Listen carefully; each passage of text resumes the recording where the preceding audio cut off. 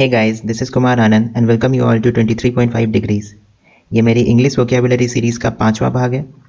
इस सीरीज़ के हर वीडियो में हम 4 नए वर्ड्स के बारे में जानते हैं। So without wasting time, let's start. Our first word is debility। Debility. The meaning is the state of being weak in health or body, especially from old age। यानी कि किसी भी तरह की कमज़ोरी, अगर आपका शरीर कमज़ोर है, अगर आप में वीकनेस है, तो उसके लिए हम डिबिलिटी वर्ड यूज़ कर सकते हैं। डिबिलिटी वर्ड का यूज़ और भी अधिक तब होता है जब वीकनेस का जो रीज़न है वो ओल्ड एज हो, यानी अधिक उम्र हो। ठीक है, हिंदी में आप देख सकते हो अशक्तता, कमजोरी, क्षीणता, दुर्बलता। ठीक है, तो अगर हम सिनोनिमस वर्ड की बात करें, यानी कि वैसे वर्ड्स की बात करें जिनका मीनिंग सेम है या सिमिलर है डिबिलिटी के, तो हम वीकनेस वर्ड यूज़ कर सकते हैं और इन्फर्मिटी वर्ड यूज़ कर सकते हैं as synonymous words of debility. Clear है? अगर हम एंटोनिम्स की बात करें, यानी वैसे वर्ड्स की बात करें जिनका मीनिंग अपोजिट है डिबिलिटी के, तो हम स्ट्रेंथ वर्ड यूज़ कर सकते हैं और हेल्थ वर्ड यूज़ कर सकते हैं। नाउ यूजेस देखते हैं। Our grandmother's debility is due in large part to her advance age. यानी हमारी जो ग्रैंड मदर है, उनकी जो कमजोरी का जो कारण है वो उनका अधिक उम्र है। ठीक है, उनकी कमजोरी का एक बड़ा कारण उनका अधिक उम्र है। नेक्स्ट सेंटेंस है, after her operation she suffered from general debility. यानी ऑपरेशन हो जाने के बाद वो कुछ सामान्य कमजोरियों से, जनरल डिबिलिटीज से सफ़र करी।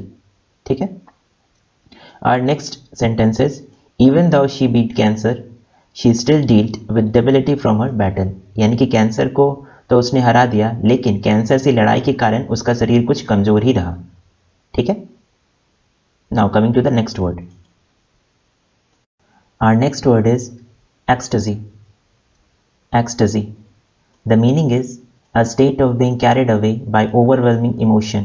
यानी कि जब आप बहुत ज़्यादा खुश हो, बहुत ज़्यादा अति उत्साहित हो, बहुत ज़्यादा एक्साइटेड हो, असीम आनंद में हो, परम आनंद में हो, अति आनंद में हो, तो उस केस में आप एक्सटेसी वर्ड यूज़ कर सकते हो। ठीक है, अगर हम सिनोनिमस वर्ड्स की बात करें तो rapture is a synonymous word of ecstasy. इन दोनों ही वर्ड्स का जो मीनिंग है वो काफ़ी सिमिलर है। Now coming to the antonyms, हम कामनेस यूज़ कर सकते हैं, एगनी यूज़ कर सकते हैं, डिस्प्लेजर यूज़ कर सकते हैं। इन तीनों वर्ड्स का जो मीनिंग है वो अपोजिट है of the meaning of ecstasy. That's why these three are antonyms of ecstasy. Now coming to the usages. The first sentence is life is full of agonies and ecstasies. यानी जीवन जो है वो सुख और दुख से भरा हुआ है। Next sentence is actors are typically in ecstasy upon winning an Oscar. यानी जो एक्टर्स होते हैं, जो कलाकार होते हैं वो ऑस्कर जीतने पे काफ़ी खुश होते हैं normally. Next, I was in ecstasy as I embarked on my long awaited trip to Singapore. यानी सिंगापुर की ट्रिप का जब मैं शुरुआत कर रहा था तो मैं काफ़ी उत्साहित था, काफ़ी खुश था।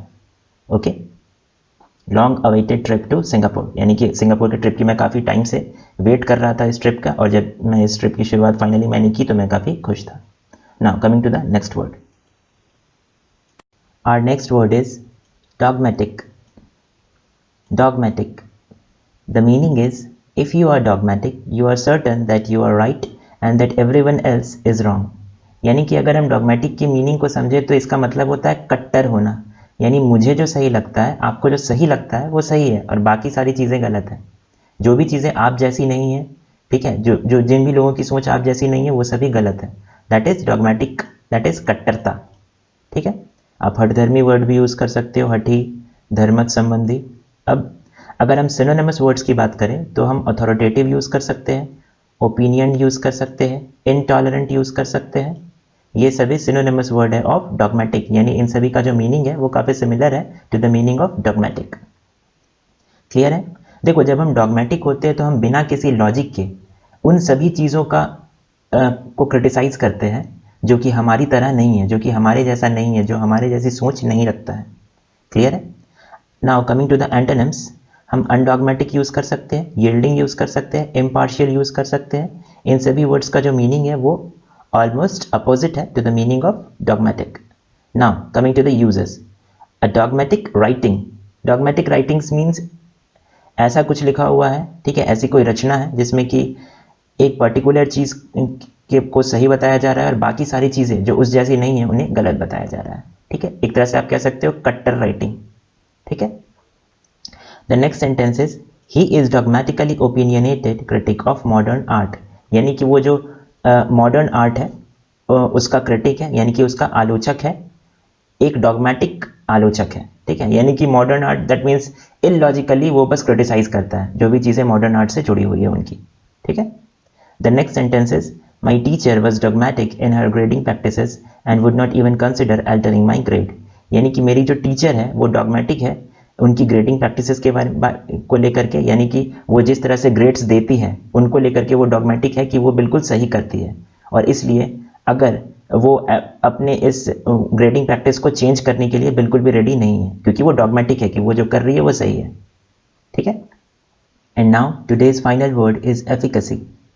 Efficacy, the meaning is the ability to produce a desired or intended result, यानी कि आप कितने इफेक्टिव हो किसी काम को करने के लिए, आपकी कंपिटेंसी कितनी है, ठीक है, आपकी इफिशियंसी कितनी है, आपकी एनर्जी कितनी है, that is your efficacy, that is your effectiveness.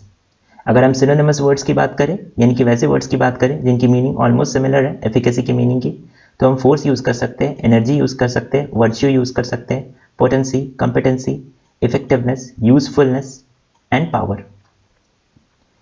अगर हम एंटोनिम्स की बात करें, that means words having meaning opposite to that of the meaning of efficacy, तो हम वीकनेस यूज कर सकते हैं, इम्पोर्टेंस यूज कर सकते हैं या इनकम्पिटेंसी यूज कर सकते हैं। इन सभी वर्ड्स की जो मीनिंग है वो अपोजिट है, यानी उलट है एफिकेसी की मीनिंग की, that's why these are antonyms of efficacy. Now coming to the uses, he was concern about the safety and efficacy of the vaccine, यानी कि वो जो वैक्सीन थी उसकी सेफ्टी और उसकी इफेक्टिवनेस को लेकर के काफ़ी कंसर्न था, यानी चिंतित था। The next sentence is he proved the efficacy of a new drug, यानी उसने एक नई दवाई की इफेक्टिवनेस को प्रूव किया, ठीक है। The next sentence is there is little information on the efficacy of this treatment, यानी इस उपचार के, इस ट्रीटमेंट की इफेक्टिवनेस को लेकर के काफ़ी कम जानकारी उपलब्ध है, काफ़ी कम इंफॉर्मेशन अवेलेबल है, ठीक है। यहाँ पर देखो ये जो आदमी है ये काफ़ी लेस इसकी इफिशियंसी है, यानी इसकी एफिकेसी जो है वो काफ़ी कम है। क्यों? क्योंकि he is using a wrench instead of a hammer, ठीक है। यहाँ पर भी एफिकेसी काफ़ी कम है। So this was the end of this video.